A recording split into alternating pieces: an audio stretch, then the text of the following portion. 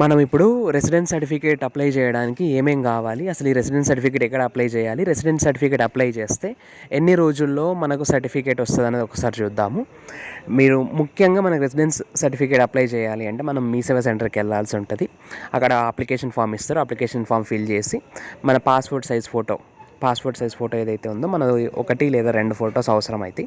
So ఆ passport size photos అయితే ఇవ్వాల్సి ఉంటుంది. అండ్ అట్లనే ఆప్షనల్ డాక్యుమెంట్స్ అంటే ఈ డాక్యుమెంట్స్ ఏవైతే ఉంటాయో ఆ అప్లికేషన్ ఫామ్తో పాటు మనం అటాచ్ చేసి ఇవ్వాల్సి ఉంటుంది. ఏంటి అంటే ఎలక్ట్రిసిటీ బిల్, కరెంట్ బిల్ ఉంటుంది కదా, సో కరెంట్ బిల్లు అండ్ అట్లనే మనకు రేషన్ కార్డు కానీ లేదా ఆధార్ కార్డు కానీ. ఎలక్ట్రిసిటీ బిల్ ఉంటే ఎలక్ట్రిసిటీ బిల్ తీసుకెళ్ళండి, హౌస్ ట్యాక్స్ ఉంటే హౌస్ ట్యాక్స్ బిల్ తీసుకెళ్ళండి, రేషన్ కార్డు, ఆధార్.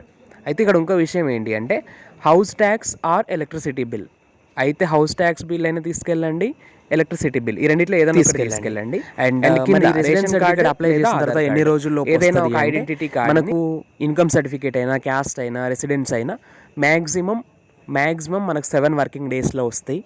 ఈ రెసిడెన్స్ సర్టిఫికేట్ కూడా అంతే, మ్యాక్సిమం 7 వర్కింగ్ డేస్లో వస్తుంది. 7 వర్కింగ్ డేస్లో లేదు అంటే కొన్ని ఏరియాస్ని బట్టి, డిస్ట్రిక్ట్స్ని బట్టి కూడా కొన్ని ఏరియాస్లో తొందరగా అంటే 7 వర్కింగ్ డేస్ కన్నా చాలా తక్కువ డేస్లో అంటే 3 డేస్లో 4 డేస్లో వస్తాయి.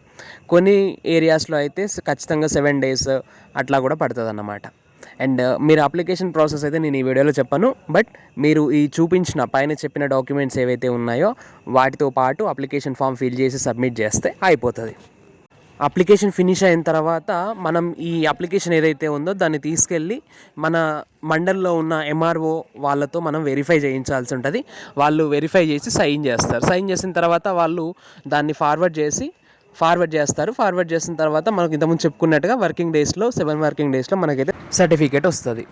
మళ్ళీ అదే మీ సేవా సెంటర్కి వెళ్ళి మన అప్లికేషన్ ఐడి చెప్తే వాళ్ళైతే మనకు సర్టిఫికేట్ ప్రింట్అవుట్ తీసి ఇస్తారు.